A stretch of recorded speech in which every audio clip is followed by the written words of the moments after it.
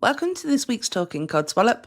I am Gemma. And unbelievably for you, dear listeners, I'm James. And for me. Yeah, it's true. Yeah. I was thinking this the other day, James. Or actually, when I said the other day, it was actually yesterday. That basically, we used to record literally every week consistently. Then it went to like every month. And now I think it's been about 6 months since the two of us recorded together. That's indeed possible. The Yeah, prodigal which is... son has returned. Yeah, exactly, which is a bit nutty. But yeah, exactly. But, obviously you've been doing Redacted. So with Very Redacted, much. and Redacted has also happened with Redacted as well, isn't it? So I've been doing redacted work in redacted places with redacted people working for redacted organizations. I know, how exciting. But I was going to say, is there at any point, if any of the redacted things do come up, would are released, would we be able to know about them then? I can probably discuss them at that point, yeah, because they've come out. But obviously, because you're signing NDAs and whatnot, you can't discuss anything. But under pain of issues, so yeah, you can't discuss anything until they've come out. But that's the nature of signing stuff. But yeah, I can't discuss, because people always say, so what have you been working on? And I'm like, I can't tell you until it comes out. Yeah. And the big one is if it comes out. That's the other thing. You never know what's going to happen, because you do hear of projects where they've kind of gone horribly, miserably wrong. People have never been paid and the stuff's never come out. So yeah. Yeah. Or the most horrendous thing that could possibly happen is that it comes out and your scene got cut.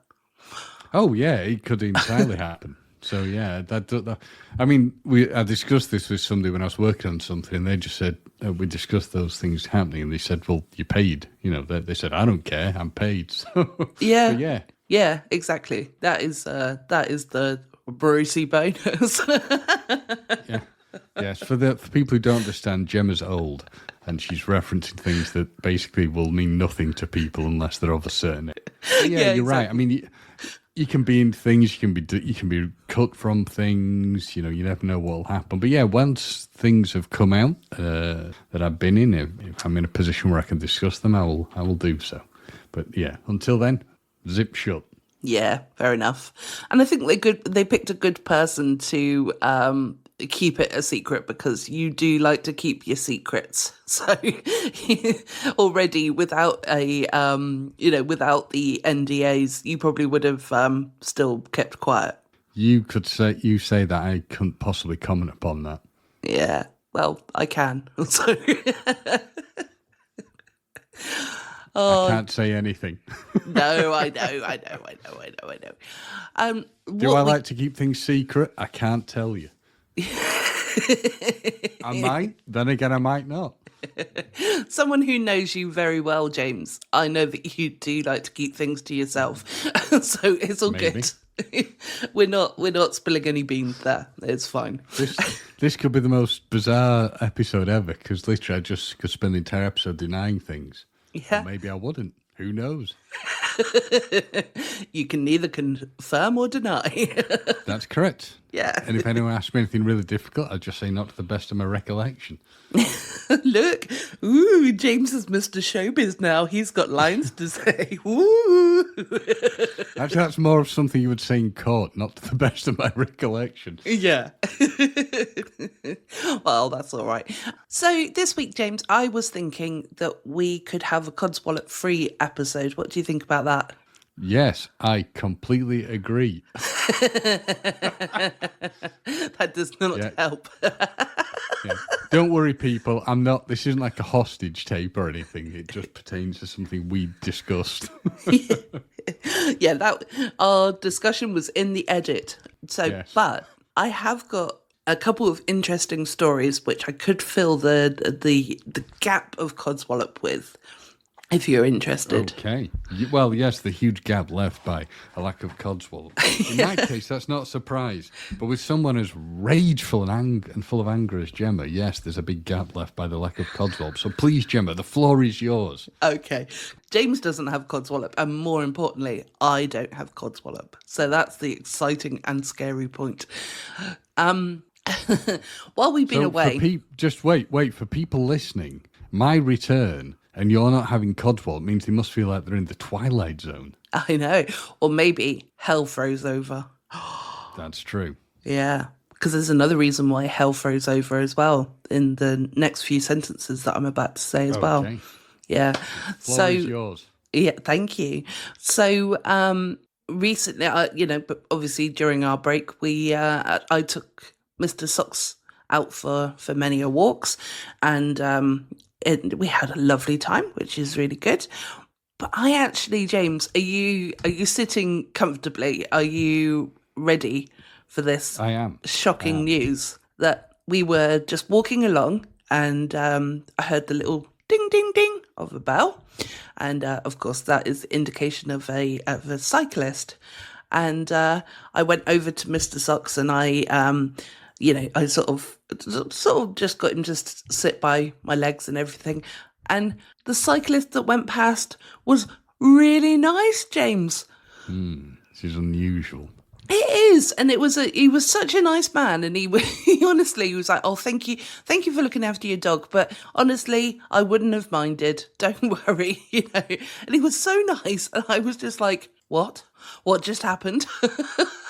Well, the other thing is, when he said I wouldn't have minded, what did he think Socks was going to do? Well, because he chase him? Yeah, because not chase him, but because he was off the lead, because it's like an area that he can be off the lead. So he does tend to sort of do a diagonal run down the pavement and things like that. So, it is an idea to sort of keep him by your side if you can. But at the same time, because obviously I realised that, cyclists is a bit tricky to kind of like swerve around a dog that's trying to run diagonally everywhere. But at the same time, yeah, he was really nice, and he was like understanding that, the dog was being a bit of a pain in the ass, and but it was nice. It was a really nice interaction with a cyclist. Good man. I know. So anyway, Twilight Zone moment. But yeah, that's good. That's very good. Yes, but it was just the fact that it was incredibly shocking. But You'd have to have a lie down. I did through shock. I did. And the other one, this is Gemma dumb fuck up, but Gemma also embarrassed herself. So are you ready? Dokey. Yeah, I good am. story, this one. So in town, in Weymouth, there's there's many sandwich shops, but this one in particular is a really nice sandwich shop, and they make really, really lovely sandwiches. So, little backstory there. I do frequent it quite well, and, it's just because sometimes it's nice to have a change, isn't it? So, so I went in there, and it was one of the hot days. It was like a really, really hot day. And how they're positioned is that they've obviously got the ovens behind, by the side of them. And they've got all everything is hot around them because they're doing like hot food as well as cold food. But they also have a giant window by the side of them as well. So I was chatting with the woman. I was like, "Oh my goodness, it's so hot today." And I said, "I shouldn't be saying that to you because obviously I guess it's hotter for you behind there." And then the woman said, "Oh yeah, it's a bit like being in a greenhouse with this window here." So I turned round without thinking, because I'm socially awkward now because I don't socialise with people. I said, "Oh, well, hopefully you'll turn into something beautiful." Oh, God. Oh, dear. And I went, "Not that you're not beautiful. Not..." At this point, Gemma dug such a deep hole, and she just kept digging. I know. It was awful. It was horrendous. Oh, Gemma. Dear me. And how did this poor person take it? Well, she did the whole shocked face and then laughed, so I think it was more of a shock laugh than anything else. And I said, I'm so sorry. And then she repeated it to her colleague, saying, oh, don't worry, we're going to turn into something beautiful in a minute. But there was like laughter in her voice. She wasn't like being horrible or anything like that. And I said, oh, God, I'm so sorry. I said, I work from home and I don't think before I speak. And as I'm walking out, I'm going, oh, God, I'm so sorry. I'm so sorry. But they deal with workmen all the time. So, it's fine. They said it's fine. I've been back since and they have forgiven me and not spat in my sandwich. So I think we're all good. Yeah, that's where you hope. You hope they've not spat in your sandwich. No, I watched. Could be worse. Yeah. But I was just like, oh my God, this is one of the reasons why Gemma shouldn't be allowed out in public. No. See, they could be there as they see you coming, going, quick, it's the greenhouse girl, right? Get the bread, clean the floor with the bread. They could, to be fair. Yeah, they and could. You're going, why is this sandwich so gritty? I don't know, they always taste nice, so I don't really care. Yeah. Suddenly going, it's all right, it's pepper, you're fine. Yeah, I don't like pepper. Just some pepper. Oh, but I don't like pepper. Yes. Yeah. Well, tough, you're going to have pepper. So, yeah, so those are... It could have been... It's a weird thing to have done, but it could have been a lot worse. Yeah, no, definitely. I'm reaching for how it could have been worse, but yeah, it could have been worse. But it was done so innocently as well. Like, from my point of view, it was done so innocently because I was just like literally just having a, good old natter with it. It wasn't like I was doing it maliciously or anything like that. I never do anything maliciously. But oh dear. Yeah, it was, oh God, I just wanted the ground to open up and swallow me. I'm just imagining it unfold. Was there anybody else in the shop when it happened? Oh, her colleagues were in there, but I think... Right, no, the customers. No, I don't think there was any other customers. Maybe one if there was, but yeah, I was like, oh my God. I was like, this is the quickest time I've ever paid and gone. Is there anyone else in stores that you've offended? Not that I can think of at this moment. Yeah, this could be a new segment, couldn't it? Yeah, not that I can think of at this moment, but I'm sure there will be many other times. Oh dear. Yeah. I mean, it could have been a lot worse. It could have been better, but it could have been a lot worse. It could have. They could have spat in my sandwich. That's true. Thrown it on the floor. Yep. Or, in fact, taken offence by what I'd said. And banned you from the store for life. Oh, that would be really sad. I like their sandwiches. Well, yeah. But no, you managed to salvage it as far as we know. So, yeah, all will be well. Yeah. I hope. Yeah. So do I. Because Weymouth isn't very big. So, everyone knows everyone. So he'll be going around the other shops. You'll never guess what she said to us. I know, exactly. It's scary, isn't it? You'll find out your picture's up in every single shop, and you go, "Why is my picture up?" Like a CCTV shot of you. Yeah. No reason. Do not serve this woman. She has a foul mouth, and she calls you beautiful, turning into something beautiful. Well, it's true you have a foul mouth, but it's also, it's nasty comments and a foul mouth. It's such foul language. You've heard nothing. The stuff that's deleted from this, listeners, is unbelievable. I know, they're all ums. To be fair, language like a one-thumbed carpenter. Yeah. Oh, to be fair though, is probably the one word that is deleted the most off of this podcast because I say it so much, I get so annoyed with myself. The conversation flows so much better when I remove that If only I could remove it from my vocabulary. Yeah, I mean, considering the fact that we just heard you insulting the shop workers, I think saying is probably very low on the list of terrible things that could be said. So don't feel bad about it, Gemma. Just keep inspecting your sandwiches regularly. I will. Run the saliva test. I just never have the girl that did it that I said it to, make my sandwiches again. Well, yeah. But no, it's at least they took it in jest. They took it in they good did. stead. Yeah, no, they did. They did. And they realised that I was absolutely mortified. So, they played on that for a little bit, like a good British person would. Good.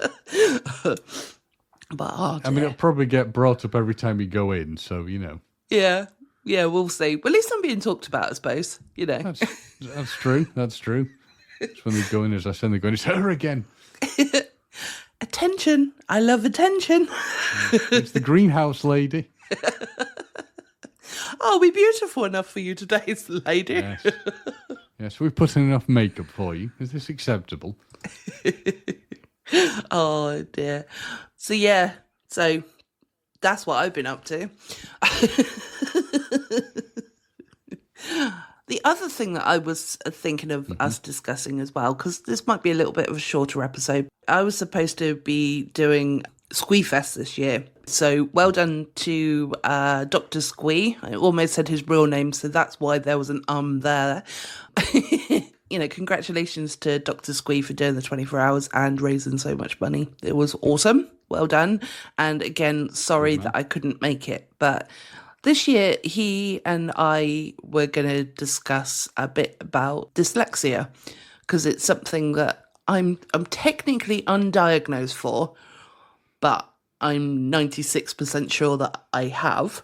So I wondered, because obviously I've kind of done a little bit of thought with this and I couldn't actually use it for the live stream, I wondered if you'd be happy for me to discuss it now. No, not at all. That's awful. We're not discussing that subject. Of course we could discuss it. No, it's just that I had a couple of reasonably funny stories or, children from my childhood and reasons why I think I might be dyslexic. So I do have a question, though. If you're undiagnosed, you're 96% sure you're dyslexic, what would take the 4% increase to get you to 100%? Apart from diagnosis. Yeah, the diagnosis. That is it, really, because I just feel as though if I haven't got the actual diagnosis, then I can't say that I'm 100% sure. Okay. I mean, I do have questions of what kind of prevents a diagnosis, but tell me what you wish to tell me, to share with the tadpoles. No, it's all right. Your questions are fine. It's only because I think the test is quite expensive. So right. It's something that you can do as a child and you get it for like free or whatever. But obviously in those days, in the days of the horse and cart, they didn't really know much about like dyslexia and stuff like that. It's a hard word to say. It's a hard word to spell. And in fact, the person who invented this word should actually be hung, because who spells dyslexia? Dyslexia.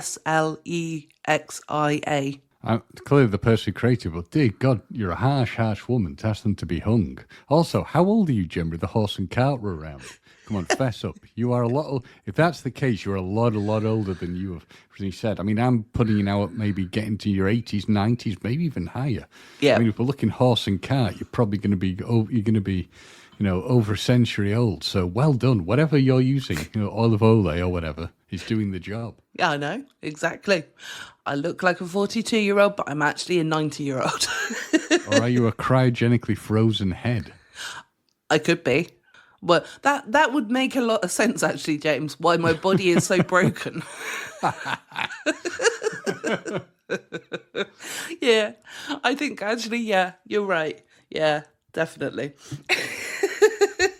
So the first funny story that I was thinking of mentioning, well, that I'm going to mention, is when I was a kid, when you're learning to read and write and things like that.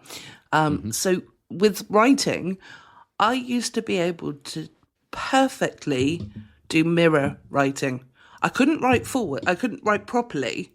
But when it came to, like sort of doing letters and things like that, they'd all, well, other than, a capital A or whatever. But, I was able to actually write backwards as in mirror writing. Interesting. Absolutely perfect. But I couldn't get my brain to connect to do it the other way round. I mean, I can now, obviously. But yeah, I just thought that was quite interesting that, I wonder if that's a sign. I cannot answer that question, I'm afraid. But yeah, that's very interesting. We could write backwards but not forwards. Very odd. Very unique. Yeah, and I can still write backwards now. So it's like, if you were doing, if you're doing signage for like a window or whatever, I would still quite easily be able to. I'm doing it in the air for some reason. I'm doing invisible mirror writing right now. But yeah, I could easily, without thinking, put the letters backwards on the window, so that it would be the right way around for the person looking at it now. So I kind of love how the brain works. Do you know what I mean? If anyone needs some signage doing, you are the person to go to. Yeah, go on. I'll give it a shot. Bit of window display, I'll write the word. You guarantee, though, there'll be that one time that I actually write the word the wrong way around, the letter the wrong way around. It's possible. Yeah. These things do happen. Yeah. But I think it's just quite interesting that little me, age like 4 or whatever, is just not able to write, and like my mum was quite fascinated by it at the time, I remember, sort of thing, being like, but, why can't you write the other way around? While you're speaking, I've just read something. So it's not a definitive sign of dyslexia, but it is, it's associated with the child's developmental stages in early writing skills. So, interesting. Oh, that is interesting. Yeah, that would be good. You do the research while I'm telling the story, and then... Will do. Yeah. Will do. I can either confirm or poke holes in it. Yeah, exactly. That's what we're supposed to do. Well, the other thing that I can think of as well is a bit of this is something I still do to this day, and I think I've actually said it on the podcast before as well, that if I was to read something out loud, I struggle, as you know, as the Salty Tabloids sort of know, because I edit it quite fairly well. But, obviously if I'm reading like a weird story of the week or whatever, it's gotten better. But in the early days of this podcast, I certainly did stumble and really struggle quite a lot, if you recall. I do remember you having issues with reading out loud and word pronunciation. So yeah, I do recall that being an issue that you've had. But you have improved upon it. You built upon it. It's the ability to do this has improved. So yeah, but the interesting thing with that is that if I was to turn the email or the book or whatever upside down, I can read fluently. What? Yeah. I've never heard of that one before. That's very interesting. It is. It really is. I haven't got anything in front of me, of course, that needs to be read right now. But so if I read it the correct way up, I stumble a little bit because I think maybe my eyes and my brain are sort of jumping ahead. But because I've turned it upside down, I can... So literally entire thing upside down? Yeah, so say it's a book. I've got a book here, but it's actually not got anything written in it, I don't think. So, no, it hasn't. It's more of a, like, diary type thing. But, yeah, I can't use that as a demonstration. But, sorry if I'm a bit louder then. Okay, right, I've got something in front of me. Mm-hmm. And it's a lucky little turtle, okay? And then I'm gonna turn it upside down so that I can read it. Mm-hmm. So, especially for you, to bring good luck the whole day through, a smile it carries, and this special wish for days of sunshine and happiness. Now, I just have to explain to the people listening that I'm having to take Gemma's word for this because I have no visual cues for this. There's no camera from either of us. But so literally, you would have to rotate a piece of something written entirely upside down. Yeah, literally what you just said. So if it was a book, obviously for the most part, if I'm reading and I'm just reading in my head, I'll read it normal. But it helps me if I have to actually read out loud, because I get sort of not only the anxiety of reading out aloud and also speaking, apparently. I do also stumble all over my words, which demonstrated then without actually reading. But no, if I do actually yeah.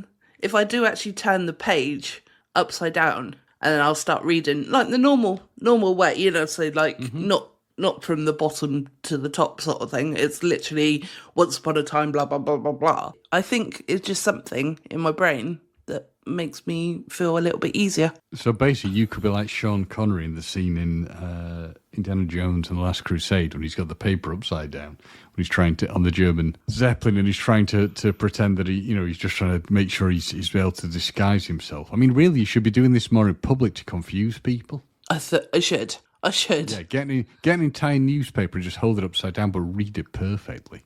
Just like you're reading it out loud to yourself. That would really throw people. Yeah, or attempt to see if anyone even notices. Yeah, or I could do it on our YouTube channel so that people can witness it. Yes, yeah, that's true. Yeah, in fact, that would be a good one. Do a video of it to show people the difference between if you're holding it, quote unquote, the correct way, and the problem it will cause you, to then rotating it. But yeah, honestly, like I said earlier, it's like the human brain is magnificent, isn't it? Really. Well, it's magnificent, stroke terrifying, but it's jolly interesting to hear that will change things. Because obviously, for the majority of people, the way we're taught to read something or look at something is a very specific way. So your brain must flip something quite differently to be able to understand it, which is interesting. Yeah, I'd love to get to the bottom. If there's any brain doctors out there, which there is a technical name and I don't know what it is. Neurologists, maybe? Yeah, that's the one. A neurologist, yeah. Yeah. If there's any neurologists out there who want to use me as scientific research and pay me for it. Oh, no, they're not going to pay you. They'll just use you as some kind of guinea pig. As long as it doesn't involve brain surgery, you're okay. Yeah. Get to that important part, they sneeze. Uh-oh. But yeah, so those were my two fascinating facts. Wonder does it say anything about dyslexics being able to read upside down on the internet? It just said that it's not like necessarily a specific thing. I tried to look for it, but they weren't kind of saying that was a complete suggestive sign. So what have you had to do to overcome issues with dyslexia? Other than those things, but obviously throughout life, it would present a very unique set of challenges. So what was it you had to do to kind of overcome them? Well, it's in GCSE level with regards to, like obviously getting my grades up and things like that. I had a fantastic English teacher called Mrs. Morgan. I still remember her name. Everyone called her the Dragon because she was really strict. She was a massively strict lady. I think she probably recognised that I had something wrong with me, and she put extra attention into teaching me. So it'd be like I'd stay behind and she'd go through things a little bit better and things like that, which I think is what gave me the confidence to kind of be able to ask for help with things. And I think that's it, is that you need to have the confidence to be able to ask for the assistance, the extra assistance that you might need. It can be really tricky, you don't want to be different from somebody else, do you? So true. She managed to get me from, I think I was a D student to, I think I got B in English in the end. Was it B or a C? No, it was a C, sorry. But still, she managed to get me, or I was a D- or whatever it was, But yeah. She improved your grades, yeah. She did. She massively improved my grades, but also my confidence. But I think also drama helped with the dyslexia as well. So I'm focusing just on like school area, because another thing that I do on the podcast as well is that when I'm reading aloud, and obviously I can't turn the webpage upside down, I almost put on a character that the character's reading it rather than I'm reading it, if that makes sense. No, I can understand that. I can understand that wholeheartedly. Yeah. Yeah. So like if I'm putting on a performance piece for being able to read, then that is, again, I'm able to read and I'm able to, but the power of Google, of course, I have to sometimes Google certain words, especially when I get certain emails from management and they use all the fancy words instead of the smaller words. Like not necessarily small words, but the basic English. If they use the fancy word for it, then I do have to spend half the email sort of copying and pasting what that word means before I can actually respond to it, which kind of irritates me a little bit because I think, well, why couldn't you have just used the basic word? So, and with regard to things like, I mean, the obvious one to me that kind of kicked in was things like driving, because obviously you've got to look at signage, etc., to find places. Yeah. Did that ever present particularly difficult situations for you? I mean, I guess things are easy now that we have sat-nav and things that can just bark out orders at us. No, I never had issues with driving or signage or anything like that, because I think it's something that you just glance at quickly. Like you said, though, we have got the sat-nav and things like that, which, obviously do help. We don't have to do map reading anymore, really, do we? So that's true. Yeah, to be honest, I probably couldn't read a map because of being the generation where technology has always been available. So if there was a zombie apocalypse, I'd probably be a little bit screwed when it came to trying to find my way with a map. But I'd be there with my, with my shovel, so I'll be all right. Yeah, I mean, I'm not a fan of map. I can read a map to a degree, because we were taught that, like in Scouts and whatnot. But I'm not a huge fan of map reading. But yeah, I think you're right. We are kind of a bit too dependent upon technology. Yeah. Equally, why put something else in our brain that we don't necessarily need?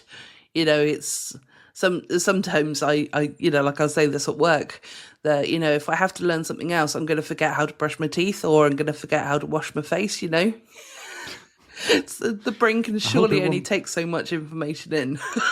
I'm hoping it won't be that severe. I know, but there's been times when I've had to learn an awful lot and I'm like, oh, I hate my life. So driving never was an issue for me. I mean, I don't know if this is sort of relevant or not, but, the fact that I did start learning in manual car, but I couldn't kind of get on very well with it. Like, I really struggled to concentrate on which gear I needed to be in, concentrate on what was outside of the car, to make sure I obviously didn't run anyone over and things, and just, in general. So that's why I've always driven an automatic. So I've actually only got an automatic license. So at a push, obviously, if there was an emergency situation and I needed to drive a manual, I'd be able to do it, but it would be at the absolute emergency situation, But also, why would I drive a manual if my automatic's outside? You know what I mean? So that's correct. And I suspect if you did drive a manual, there'd be a hell of a lot of grinding of gears. Yeah, probably. I'll probably leave it in like second or third gear for a little bit longer than needs be. Yeah. It's more obviously the thing of changing gear that I was thinking, because I've been around people when they have to make. Well, I've only ever been around people who like me have learnt in a manual, but who have then gone to drive automatics for a long period of time. And when you've got to jump back into when they've jumped back into manuals, it is it can be a bit jarring at first. So. Yeah, but the other way round as well, because I had to ask my brother to move my car once. This was years ago, so it was many cars ago, and not that I've been bad with cars, guys. I've only had 5 or 6. I've been driving for like nearly 20 years, so it's not too bad. 2 were written off. Anyway, yeah. So I asked him to move my car, and he's a manual driver. And he couldn't work out. He was putting his foot on the accelerator and the brake at the same time. Yeah, I can understand that. I mean, it always, because I've driven both, it always does take a second to kind of recalibrate your brain to doing it. But yeah, the feet, working out where your feet have got to go, it always takes me about a second or so. And I'm like, well, what do I have to move around, etc. But it kind of helps my dad's car. My dad's got an automatic, but I've driven automatics loads in the past, so it's not for me, it's not a major thing, but you do have that second where you think, well, what have we got to do? Yeah, exactly. Just for anyone out there who is driving a manual car, you've got a lovely little ledge that you just put your left foot on. You put your left foot there, and your right foot does all the work. So there you go. Okay, yeah. That's it, really, isn't it? Pretty much. I mean, would I ever change up to an automatic? Possibly. I don't know. It does make life easier. I know there are, one of my friends' parents is looking to change their car, and they're thinking they're probably going to go automatic because it just takes a lot of the stress out of driving. It certainly does. Yeah, it 100% does. And also, like, if you're stuck in traffic, you haven't got to worry about the fact that it's going to stall. Mm-hmm. You know, so... I mean, the only other thing you have to worry about, I suspect, when you first start driving an automatic, if you've never driven one before, is getting used to the fact that you're not going to have to change gear, and you don't necessarily, you don't unintentionally sort of knock it into like neutral, because you can do that with some of the automatic gearboxes. Yeah. So, it can be tricky. I have seen that happen with people. And just out of curiosity, Salted Tadpoles, have you also noticed that James has managed to get Car Corner into this episode? No. Let's get this right. You got Car Corner into it. No, I didn't. I wasn't taught. You were the first person who asked about the driving with dyslexia. Do you know what? Well, that's true, and I probably did without even realising. I was chatting away with you, and then I was suddenly like, ping, he's just got Car Corner into this episode.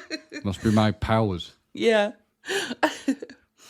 So, yeah, was there anything else you wanted to ask? Those are invariably, as ever, something will pop into. It's like when you've done a job interview. Is there anything else you want to ask, and something will pop into your head? Yeah. But there's nothing else I can think of right off the. Actually, yeah. Here's one thought. So you have issues to a degree with letters, written word, spoken word. Mm-hmm. What does it affect your numerical abilities at all? Very much numeracy? so. Yeah. I've always said that I'm probably more dyslexic with numbers than I am with words, and maths is.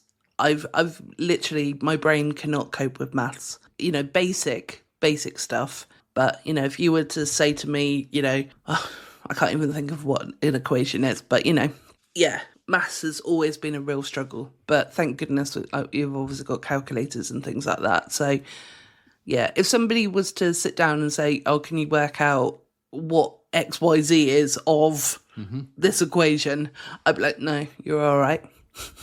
So that's the more challenge. So actually the numerical things and numeracy, are actually the more challenging than the things to do with wording then. Interesting.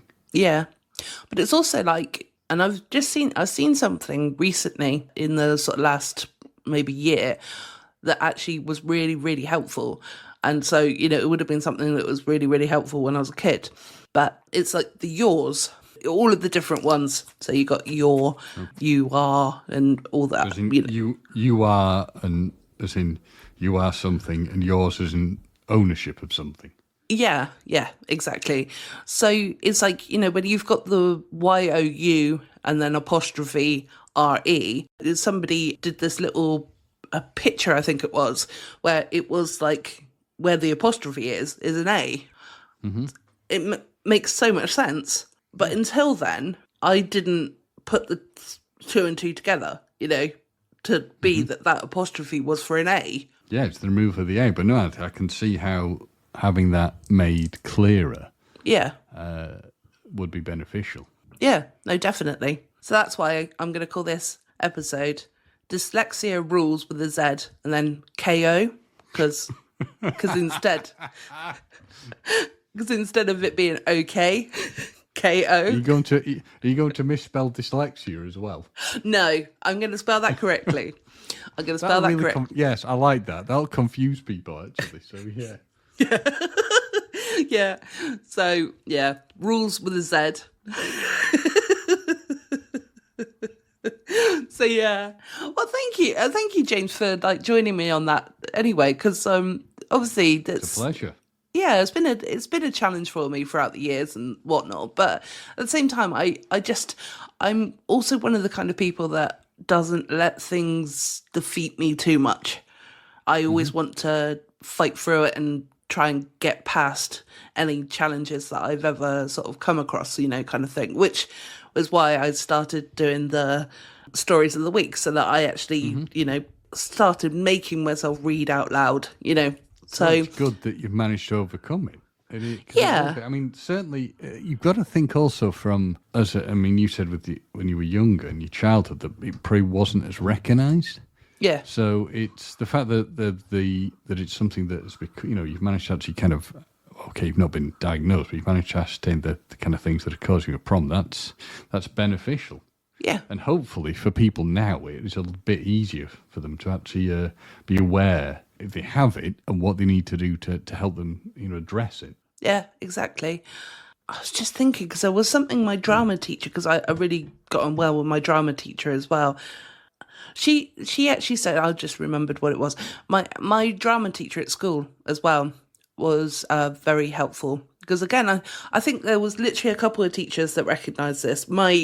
With regards to maths, in my GCSE level, and also, the 2 years of GCSEs that you're supposed to actually learn everything kind of thing. And not that you're not supposed to learn other times, but literally I had about 16 substitute teachers over those 2 years.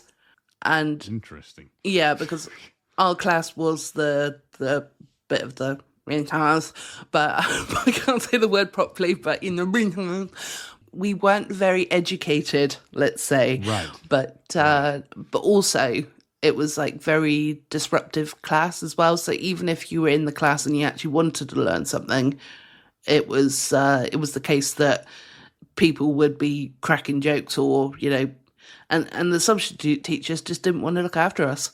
That was it really. Okay. And believe it or not, sorry, go on. So not ideal. No, not ideal, especially when you're trying to learn for your GCSEs.